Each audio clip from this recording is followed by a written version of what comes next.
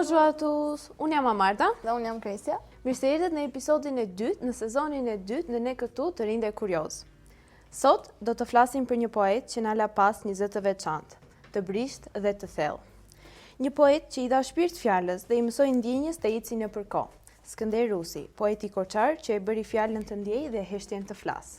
Në një jetë të dendur me ndjenja dhe mendim, Skënder Rusi u bë një nga zërat më të ndjeshëm të poezisë shqiptare bashkëkohore. Ai nuk kërkoi dritat e skenës, por dritën e shpirtit, dhe pikërisht për këtë, fjala e tij mbeti e pastër, e gjallë dhe përjetshme. Sot kemi nderin të kemi të ftuar djalin e poetit, edhe ai poet dhe prozator, pedagog në Universitetin e Korçës, zotin Eris Rusi. Mirë se erdhët zoti Eris në këtë aktivitet. Faleminderit për ftesën. Skënder Rusi lindi në Korçë, qytetin e kitarës dhe lirikës. Aty ku çdo rrugic mban një tingull muzike dhe çdo mbrëmje një frym poezie. U rit një mjedis ku fjala kishte peshë, ku njerëzit ndaleshin për të përshëndetur dhe poetët shkruanin për dashurinë e përditshme që kishte aroma kafeje dhe lule bliri. Në poezinë e tij ndihet gjithmonë Korça, me dimrin e saj të bardhë, me njerëzit e ngrohtë, me mallin që ngjitet në çdo varg. Skënder Rusi e pa jetën me syrin e një njeriu që do të kuptojë, jo të gjykojë, që kërkon dritën edhe në ditët më gri. Le të dëgjojmë poezinë Rruga e gjatë.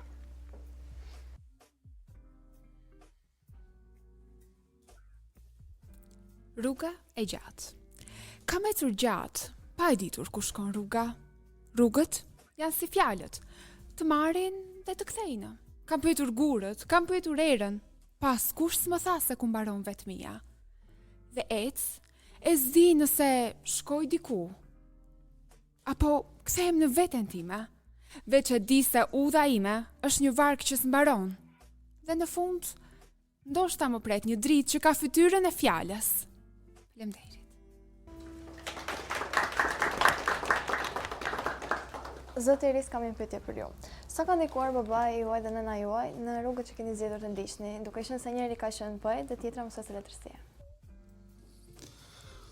Unë në fillim dua të vlerësoj këtë ambient të ngrohtë, të mbushur me atë që është edhe durimi juaj, sepse aktiviteti po zhvillohet pas procesit mësimor.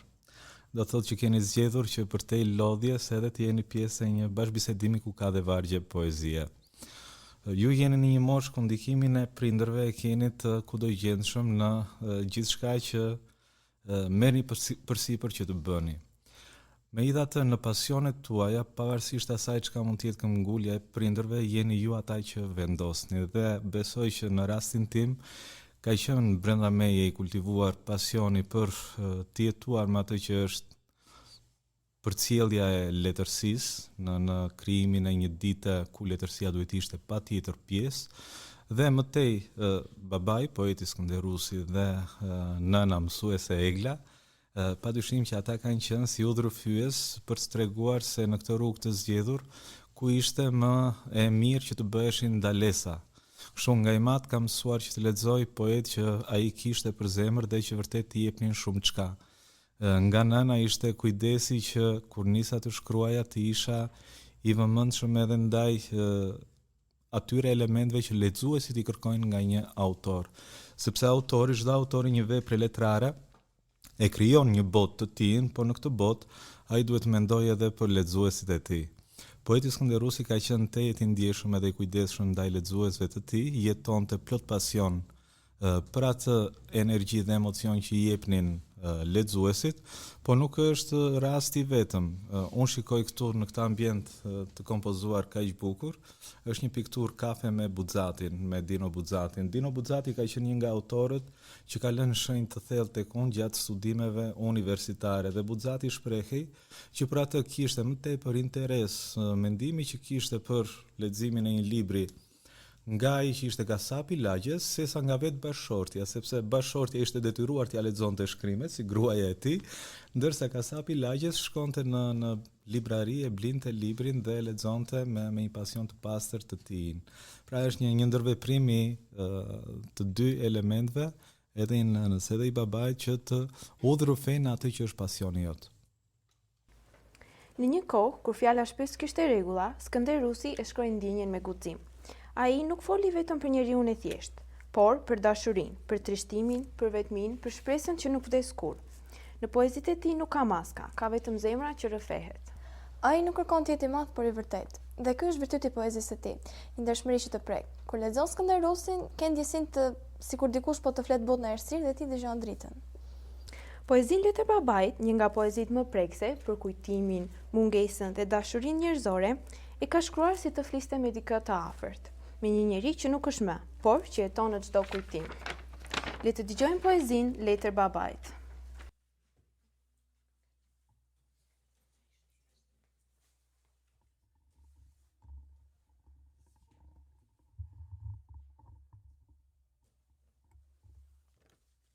Letër Babait. Baba, më mungon heshtja jote, ajo që më mësonte pa fjalë. Kam vite që kërkoj një përgjigje, dhe ndonjëherë më duket sikur fryma jote i prek vajzhet e mia. Nuk di ç'të them tjetër, veç faleminderit që më dhe durimin e fjalës. Ti se di, baba, po çdo poezi që shkruaj, ka pa nga ti në fillim dhe pa nga mungesa jote në fund.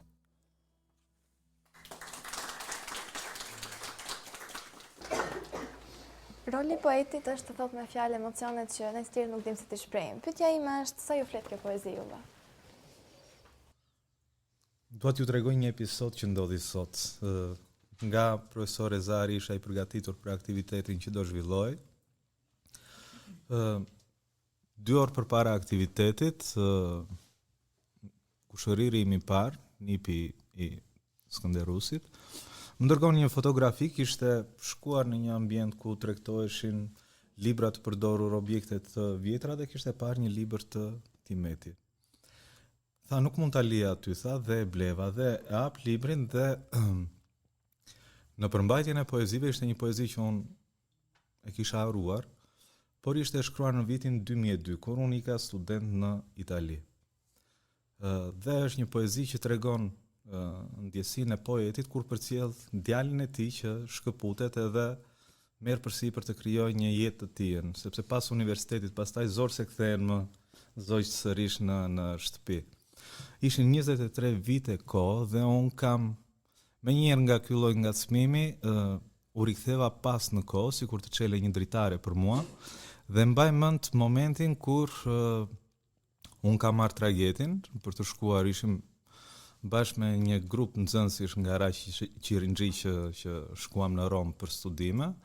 Ne ishim të qeshur, të gëzuar, 18 vjeçar, çdo gjë na dukej e mrekullueshme, as e vrisnim mendjen çdo na ndodhte.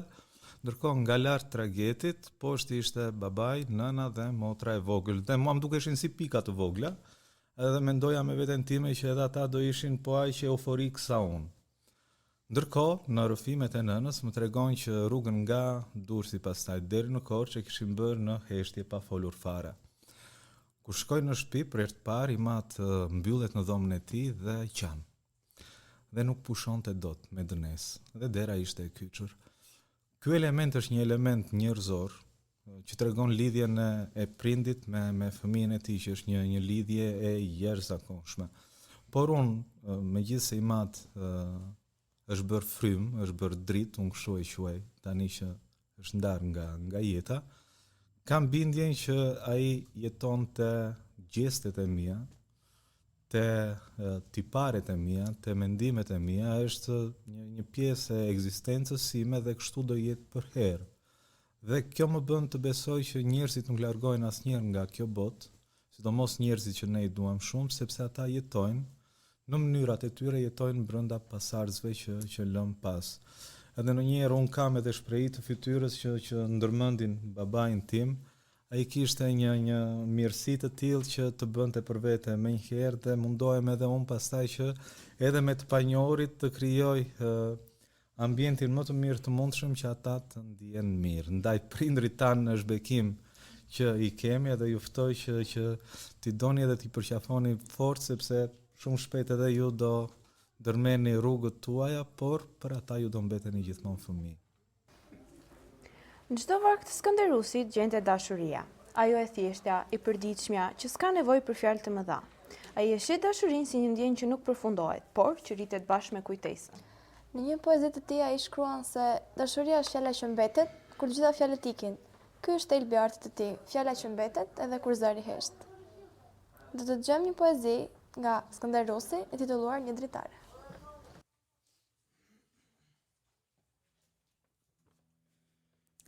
Një dritare. Një dritare hape sot, rrugës përballë ku shkoja dikur. Tani s'kas hapa, as zëra, veç dritë, një dritë që më nje. Mu duk se më pa, e ndjeva, ajo më njohu më parë se unë vetë, dhe kuptova se dashuria s'është as larg, as pranë. Është një dritë që s'shuhet, edhe kur dritarja mbyllet. Zoti Iris, a mendoni se ka një lidhje të ngushtë mes poezisë dhe jetës personale të një poeti?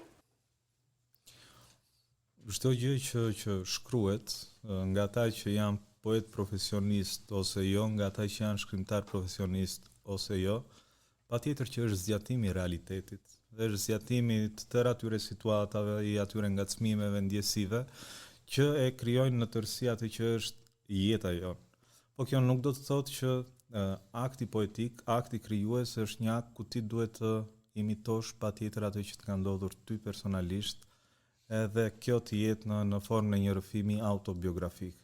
Elementet e reales janë të bukur për sa kohë janë në realitet, në momentin që ata kalojnë përmes filtrit të imagjinatës edhe bëhen një tekst letrar, nuk kanë më lidhje me realitetin.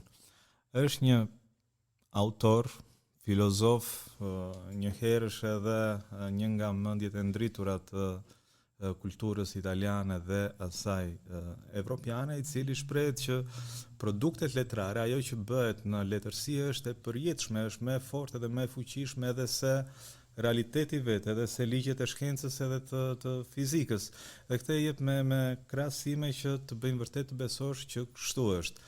Disa personazhe që janë në kryeveprat e letërsisë janë personazhe që kanë një jetë të tyre dhe jetojnë edhe përtej autorëve që i kanë shkruar. Aq real janë, dhe këta personazhe padyshim nuk do ishin të tillë nëse nuk do ishin edhe një shëmbulltyre asaj çka realisht ka ndodhur dikur në botë. Ka qenë kjo e lidhur ose jo drejt për drejt me jetën e autorit. Po ju, keni një poezi të preferuar të babait, që mund të mos jetë poezia e tij më e mirë, por që ju krijoni një lidhje intime me të?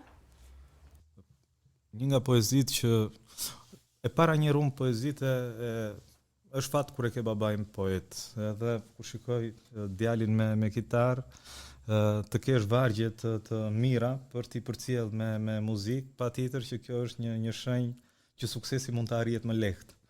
Dhe unë një pjesë të njohjeve që kam bërë në botën e madhe të universitetit, i kam bërë duke recituar vargje të poetit Skënder Rusi. Njerëzit një pjesë edhe nuk e dinin që ishin të tij këto vargje, dhe elementi sikur suksesi ishte sidomos vargjet e dashurisë. Kam qenë në një moshë të tillë ku ato vargje duhet të shfrytëzoheshin. Ndërkohë, një nga poezitë e babait tim që unë e kam brenda vetes, është poezia që ai ka kushtuar nënës së vet. Në momentin që e shikonte prindin e tij, pra njeriu për një djalë qenia më e shenjtë, më e shtrenjtë është nëna, sepse është një lidhje e natyrshme, dhe mënyra si e përshkruan fizionominë e nënës, që sa vjen edhe kruset, edhe sa vjen edhe i afrohet tokës, edhe bëhet njëshme dhe fëmia që kërkon t'i bëj një shenjë qiellit edhe t'i thotë, shiko, të lutem vonoje ikjen e saj, se unë dua që të rrijë edhe pak. Patjetër që kjo është një nga poezitë më mbreslënëse të tij.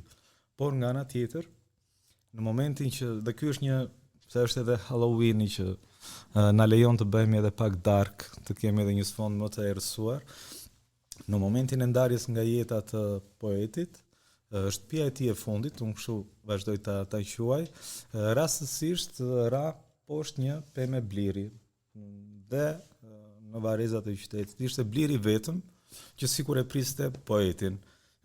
Dhe tani te njerëzit që shkojnë ta vizitojnë edhe të bëjnë ato omazh shpirtëror, ata nuk përballen me atë që është forma e frikshme e ftohtë e një vari, por është një kopertinë libri që shikojnë aty, është edhe një poezi e gdhendur në mermer, dhe është poezia me titullin Jam biri i qiellit. Dhe të themi, kush hyn nuk stepet, nuk friksohet, lexon diçka që të bën të besosh që njerëzit në këtë botë, edhe kur nuk janë më të kësaj bote, i takojnë qiellit, sepse aty e ka shtëpinë. Skënder Rusi i përkiste brezit që pritonte poezinë si nevojë shpirtërore. Ai nuk i shkruante vargje për të kujtuar, po për të kuptuar jetën. Dhe ndoshta për këtë sot ne e kujtojmë si një poet që nuk e zbeu koha. Poeti jeton aq sa ka njerëz që e lexojnë, që e ndjejnë. Edhe sot ne e sjellim këtu, mes jush, për ta bërë zërin e tij të dëgjohet sërish. Në shumë poezi të tij, heshtja është personazh, një heshtje që flet, që shëron dhe që kujton. Le të dëgjojmë poezinë në heshtje.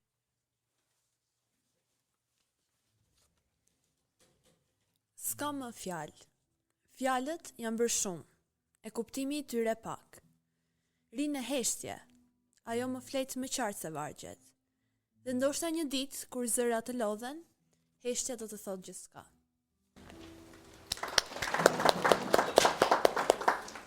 Zoti Rosi, kam një pyetje. Si ishte të jetoje me një poet në shtëpi? Ta kishe gjithkohës, të shikoje librat, gjithë veprat që ai shkruante? Ishte të jetoje me një liri absolute, sepse poetët, shkrimtarë, zakonisht ata që merren me letërsi, me art, janë shumë tolerant. Edhe ato që në familje tradicionale mund të konsiderohen gabime, në një familje poeti nuk janë të tilla, sepse në fakt kjo është diçka që unë e bëj edhe me vajzën time, i them që të jetë e prirë të bëj gabime, sepse në këtë mënyrë e krijon edhe idenë për atë se si është bota, edhe rritet nga çdo gabim që bën. Pra, ajo që un kam si ndjesi është ndjesia e lirisë. Të jetosh me njëri të letrave do të thotë të jetosh me njëri që e çmon lirinë, e njeh lirinë dhe kërkon që ta kenë edhe të tjerët këtë lloj lirie. Veçmas kësaj, ajo që ngelet si një model që un përpiqem ta zbatoj në jetën time, është pasioni fort i poetit për të marrë me poezi derisa ajo të dalë përsosur në atë që bëhet edhe që arrihet në variantin përfundimtar. Sot ka një dëshirë të çuditshme, po që edhe shpjegohet, të njerëzve për t'i mbaruar punët, pavarësisht se si mund të jenë bërë ato punë. Pra për t'i rënë shkurt, edhe për të bërë një ese, edhe për të bërë një detyrë kursi, rruga më e shpejtë është që të kërkosh përmes shortcutsave edhe një ndihmë nga teknologjia. Për mua është tejet e dëmshme diçka e tillë. Njeriu duhet të kërkojë perfeksionin dhe këtë duhet ta kërkojë duke e lodhur veten e tij. Unë e shikoj Ajmat ka vuajtur nga një sëmundje që ne bëm pjesë të familjes, sëmundja e Parkinsonit, ai ka bërë disa poezi, pra e trajtonim sikur ti ishte një antar i familjes atë lloj sëmundje për 25 vjet me radhë, dhe me gjithë stërmundimet që të jep ajo sëmundje edhe në lëvizshmëri, poeti Skënder Rusi të njëjtën poezi mund ta shkruante 10 herë, 15 herë, shkruante me stilolapse, e lodhte e mundonte veten e tij, sepse donte që të arrinte atë që për atë ishte e përkryera. Dhe kjo është një ftesë edhe për ju që të kërkoni nga vetja tuaj të lodheni. Sepse ajo që ju bëni përmes lodhjes mbetet tek ju. Ajo që ju bëni përmes zgjatimeve të shkurtra është diçka që mund t'ja bëj qefin me një vlerësim që mund ta merrni të mirë nëse nuk kapeni, por tek e fundit do jetë diçka që nuk do ketë asnjë lloj efekti të mirë në vijshmërinë e gjatë të ju. Cili ka qenë lexuesi i parë i poezive të Skënder Rusit, ose më saktë, fansi më i zjarrt, profesore Egla apo ju? Lidhja e babait tim me nënën ka qenë një lidhje e shenjtë, edhe unë shpresoj që edhe ju kur të shikoni që do çelet qielli i jetës suaj me diell ose me hënë që do ju aty brenda, të keni një lidhje të tillë edhe të shenjtë. Ka qenë një simbioz e pandashme dhe nëna ime ka qenë lexuesja e parë e poezive të babait. Madje ajo ishte në atë lloj përjetimi që e lexonte poezinë dhe qëndronte në heshtje për një farë kohe. Kishin një komunikim të tillë që çdo sugjerim që mund t'i vinte poetit, mirëpritej vetëm nëse ishte nga ana e nënës. Unë mund t'i thoja çdo gjë dhe ai bënte me mendjen e tij. Edhe besoj kjo i ka bërë që të duan njëri tjetrin, edhe tani që nuk është më një tërë e plot, por është vetëm një gjysmë. Unë besoj që nëna jeton edhe gëzon duke ditur që në këtë mënyrë edhe Skënderi ndihet mirë për të. Dhe shumë poezi janë kushtuar gjitha me sy të blu. Janë gjithë poezit. Në atë mes, po të flasim për harmoninë dhe atmosferën familjare, ka edhe poezi që ta heqin gjumin, se thua ka ndonjë detaj që nuk më përshtatet mua, po asnjëherë poezia nuk duhet të jetë pasqyre e djalit, e vajzës, e bashorte, se pastaj izolohemi. Nuk ka qenë shumë dhe verë gjithmonë me një fjalë, po Ne e përfytyrojmë poetin duke zbritur nga Parnasi, duke folur me muzat, pra një qenie hyjnore, jo toksore si ne. Cila ishte dita e zakonshme e Skënderusit?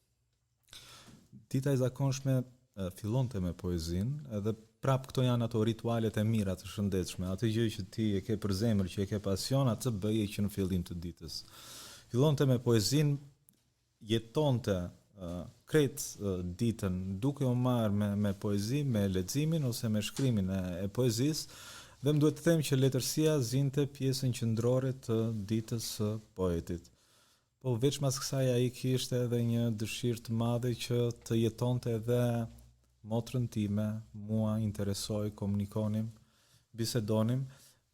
Me mua, me qenë se jam i fushës, biseda përgjithsisht përqendrohej tek letërsia dhe më nxiste gjithmonë edhe për të botuar, edhe për të ushtruar pasionin e përkthimit.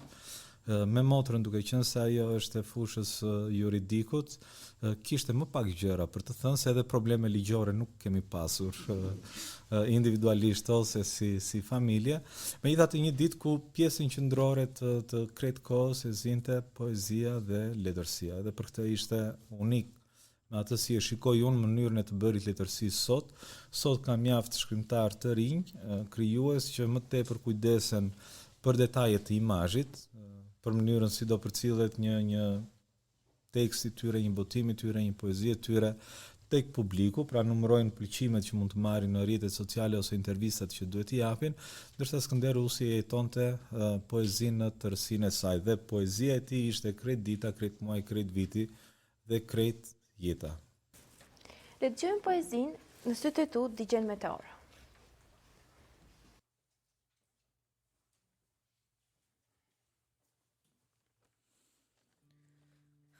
Në sytë e tu digjen meteor, ti rje heshtur, si një perëndi.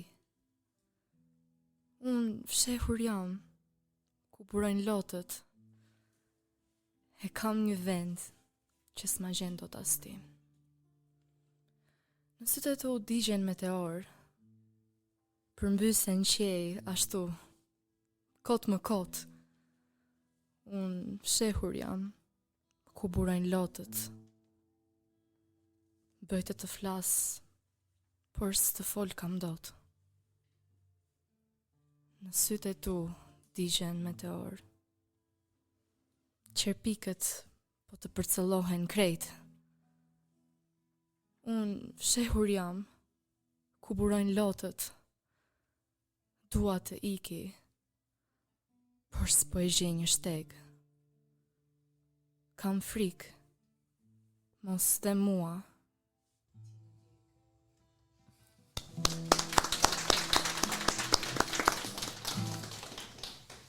Le të dëgjojmë edhe vargjet e poezisë Dal nga Dal.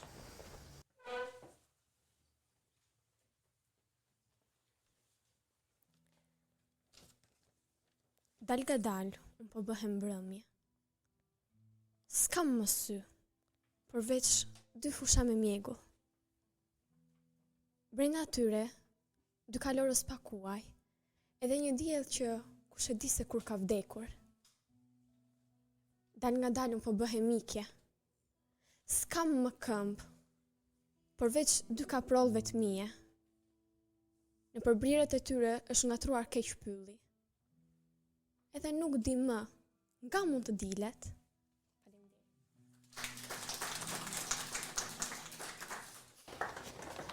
Poetët nuk ikin, ata shndërrohen në fjalë, në kujtime, në frymë.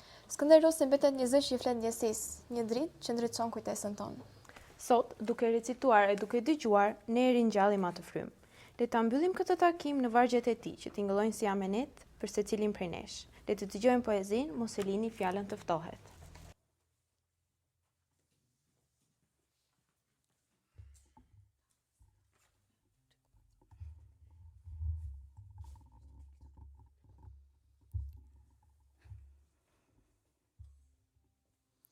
Mos e lini fjalën të ftohet, sa ajo është fryma që na ban gjallë.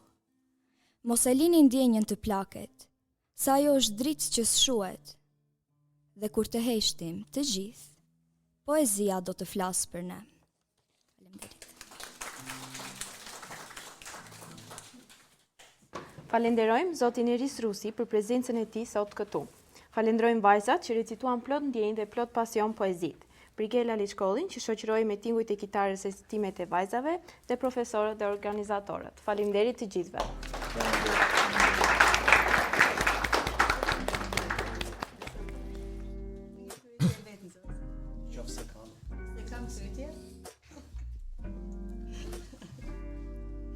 Si mund të bësh poet, shumë e kam.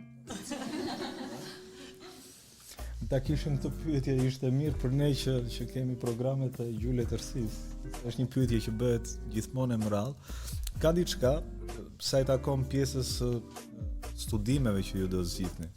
E para njerë mos e harroni që pavarësisht degëve që ju edhe prindrit tuaj ndërojnë edhe mendojnë për ju, mos ndani asnjëherë pasionet, leximin, muzikën, sepse janë pasione që u bëjnë më të mirë për veten tuaj dhe për mënyrën si lidheni me të tjerët, për mënyrën si e pranoni botën, edhe si bota ju pranon ju pastaj. Pra, është diçka që e di që sot është një sfidë e madhe të ushqehesh me libri në formatin tradicional, po është një sfidë që ja vlen, sepse është ajo lodhja që unë ju thash që ju merreni me diçka, jepni nga koha juaj, po ju kthehet mbrapsht. Dhe përpos kësaj, mendoni mirë edhe për planifikimin që bëni për degët që ju do zgjidhni në të ardhmen. Ka gjithmonë mundësi që përveç pjesës së teknologjisë së informacionit që në vendin tonë ka një hov të madh, edhe degë që lidhen me pjesën e studimeve në fushën filologjike në shkencat humane, të jenë degë që do rivlerësohen sepse fatkeqësisht ne jemi të mbingarkuar sot nga teknologjia. Dhe kjo mbingarkesë do çojë në një varfëri të pjesës emocionale dhe herë ta vonë bota ndryshon. Dhe unë jam i bindur do t'i rikthehemi edhe një herë nga e para atyre formateve tradicionale që tani neglizhohen. Vërtet. Faleminderit. Faleminderit.